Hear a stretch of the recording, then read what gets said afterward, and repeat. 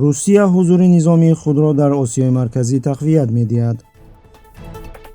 توجیکستان در مکتب‌ها چک طلب دارند. میرزیویف خارزمی و جلال‌الدین منگوبردی را ستایش می‌کند. وزیر دفاع روسیه سرگئی شویگو گفت که مسکو نیت دارد پایگاه‌های نظامی را در تاجیکستان و قرقیزستان در رابطه با وضعیت در افغانستان تقویت دهد. وزیر دفاع روسیه این اظهارات را در پس‌منظر تمرین‌های نظامی همکاری منطقوی 2022 با شرکت کشورهای آسیای مرکزی، ایالات متحده آمریکا، مغولستان و پاکستان در تاجیکستان بیان داشت. نقشه‌های مسکو علیه تهدید افزاینده به امنیت منطقه از جانب افغانستان برای تحکیم پایگاه‌های نظامی در آسیای مرکزی، سرگئی شویگو در نشست کشورهای عضو سازمان همکاری‌های شانگهای در تاشکند اعلام کرد. Серьезным вызовом безопасности в Центральной Азии остается положение дел в Афганистане, где активизируются международные террористические организации, такие как ИГИЛ и Аль-Каида. В стране на фоне продолжающегося вооруженного противостояния ухудшается социально-экономическая ситуация. Насаждается идеология религиозного радикализма, процветает наркотрафик и трансграничная преступность. Со своей стороны повышаем боевую готовность российских военных баз в Киргизии и Таджикистане, а также других сил реагирования на возможные кризисные ситуации.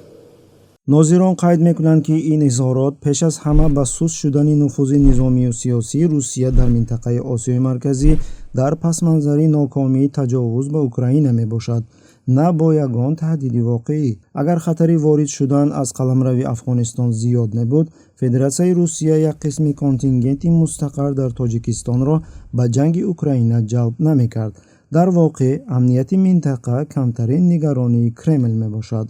Следующий план Маршалла как был реализован. سیاستشناس قرقیز عادل توردقулов بر این نظر است که مسکو برای از دست ندادن نفوذ در آسیای مرکزی نقطه‌های تنش را نگاه می‌دارد. مثال این به نظر او روابط طالبان و دوشنبه است. از یک طرف شویگو درباره بعضی جولش‌های موجوده در آسیای مرکزی درست قید می‌کند که یکی از آنها وضع در افغانستان است. این به خصوص برای تاجیکستان که با آن هم مرز است خیلی خطرناک میباشد، زیرا میان دوشنبه و کابل مشکلات زیاد وجود دارد. اما سبب‌های دیگر در سخنان شویگو پنهان است، زیرا موقع ژئوپلیتیکی روسیه در منطقه ضعیف می شود.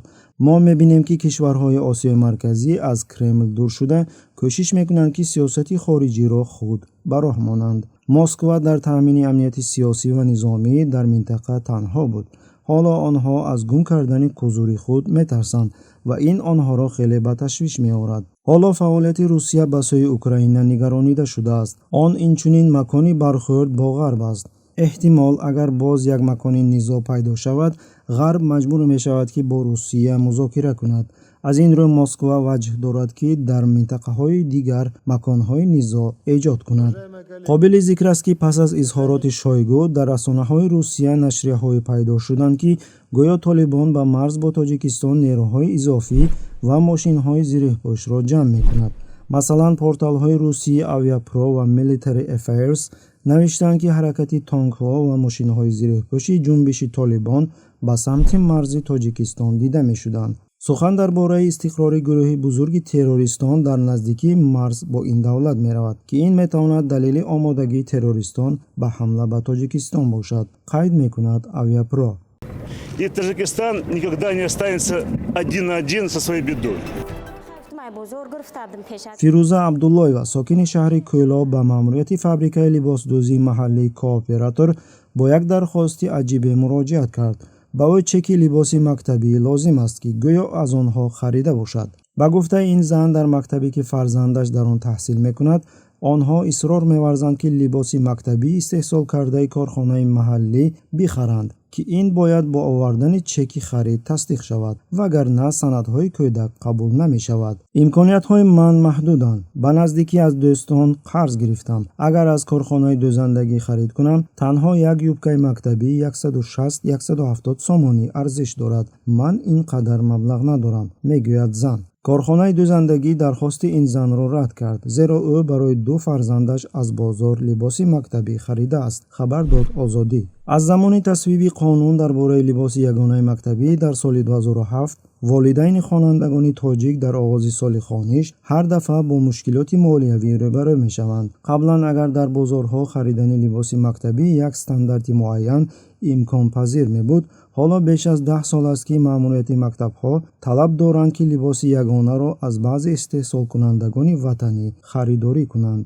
як сокини пойтахт ба шарти ифшо нашудани номаш ба таҳририяти хабарҳо гуфт, ки дар душанбе тамоми чунин корхонаҳои дӯзандагӣ бо мансабдорон иртибот доранд, ки баъзеашон мустақиман ба писарону ҷияни мансабдорон ва ё хешовандони дигар мансабдорон тааллуқ доранд ва баъзеи дигар танҳо розӣ шуданд ки як қисми муайяни фоидаро бидиҳанд. сифати дӯхташудаи мавод ба нархи либос мувофиқат намекунад, дар ҳоле ки дар бозорҳои кишвар бо ҳамин нарх метавон либоси мактабиро бо сифати хеле беҳтар харидорӣ намуд.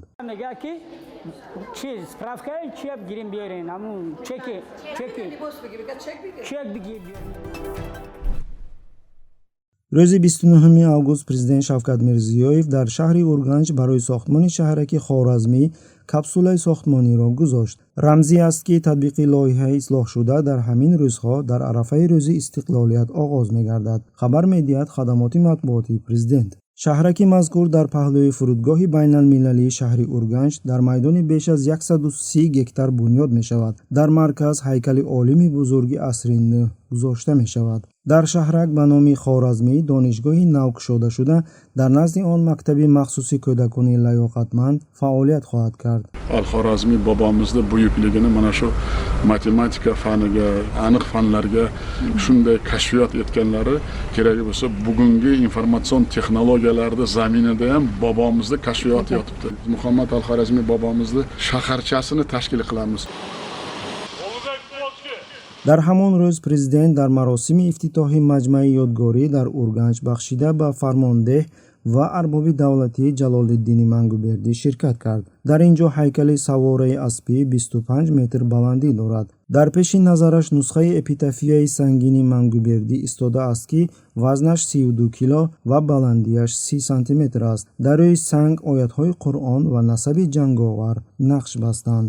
Bayrami arafasida xalqimizning buyuk farzandi. қобили таваҷҷӯҳ аст, ки ҳарду ин шахсиятҳо дар таърихи ҷаҳон осори худро гузоштанд. Хоразмӣ ҳамчун олими бузурги мусалмонон, риёзидон, астроном, ҷуғрофиё ва муаррих Ҷалолиддини Мангубердӣ ҳамчун ҷанговари бузург то нафаси охиринаш дар дифоъ аз ислом ва мусулмонон аз ҳамлаи муғулҳо истода буд. Bitta narsani hammamiz bilaylik. Qanday yarashadi o'zbekona ro'mollar? ёдрас мекунем, ки режими Мирзиёев бештари сиёсати пешгузаштаи худ Ислом Каримовро барои маҳдуд кардани ислом дар кишвар идома медиҳад. ҳуқуқи рӯймол бастани духтарон дар муассисаҳои таълимӣ то ҳол маҳдуд аст. ришҳои мардон иҷборӣ тарошида мешавад. таълим додани дин ба кӯдакон, инчунин ба масҷид рафтани онҳо манъ аст. фаъолони динӣ тибқи қонун таъқиб карда мешаванд. Kim bilan keldingiz? Dadam bilan. Dadam qasdami? Qachon keldi? Bola. Nima bor?